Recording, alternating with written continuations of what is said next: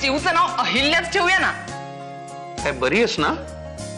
अगं रामायणानंतर कुणी हौसेने आपल्या मुलीचं नाव कैकई ठेवलंय असं माहितीये का तुला? आणि आपल्या घरच्या या सगळ्या महाभारतात अहिल्या हे नाव ऑलरेडी बदनाम आहे ग खूप.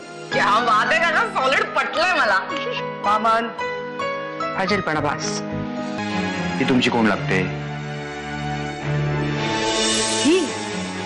ही तर विद्या. गेल्या काही दिवसापूर्वीच ती आपल्याकडे जॉईन झाली. काय? ती इथे कामाला आहे?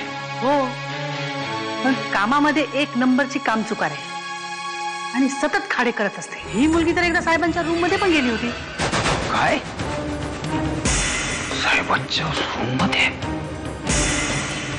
त्या दिवशी परशु आणि सुमित्राचं भांडण झालं तेव्हा काय काय बोललो त्याला. एवढी सोन्यासारखी बायको आहे असा कर्मदरिद्र्यासारखा का वागतोस तिच्याशी?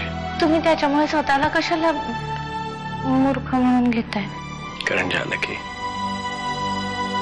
माझी गत काय त्याच्यापेक्षा निराळी नाहीये.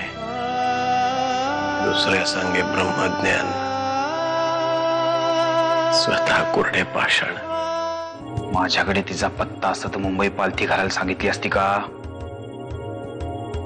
हे बघ, आपलं सगळं नेटवर्किंग कामाला लाव. ती बाई मला ताब्यात पाहिजे लवकरात लवकर. कळलं? काय वकनी साहेब, कोणाला शोधताय? नाही म्हणजे काही अडचण असेल तर मला सांगा. हो, बोलणारच होतो तुमच्याशी.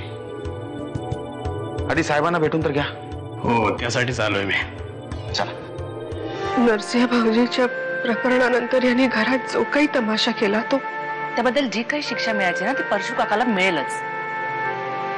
पण तू का उगाच वालाकुळाच्या पापात सहभागी होतेस? माझी इच्छा असो वा नसो यांच्या पापांचं ओझं माझ्या माथी येणारच. एका नाकर्त्या नालायक नवऱ्याची नाकर्ती बायको आहे मी. तुम्ही ज्या अँगलने बसला होता तो अँगल आणि तुम्हाला लागलेली गोळी हे गणित विचित्र आहे.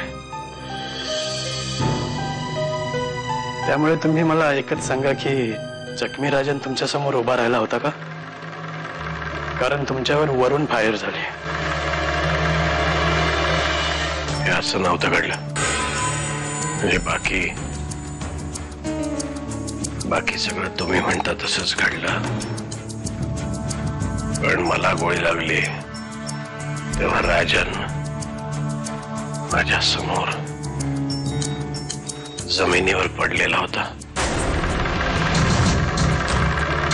राजन जर खाली पडला होता तर गोळी कोणी झाडली? याचा अर्थ यांच्यावर गोळी झाडणारा कोणीतरी दुसराच होता.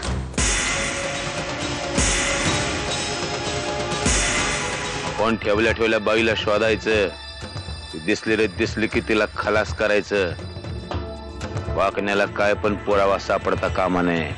नाही म्हणजे तुम्ही म्हणाल तसं करतो, पण परशु शेठ माझं जीव अडकलाय त्या बाईत.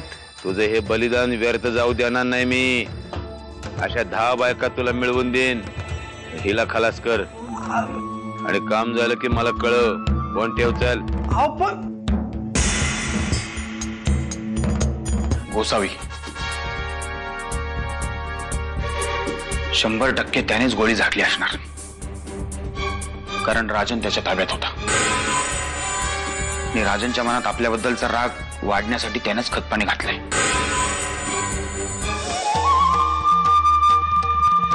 हे बघ, जाणारी व्यक्ती तर आपल्याला सोडून गेली. आपल्या पुढे उभं आयुष्य पडलंय.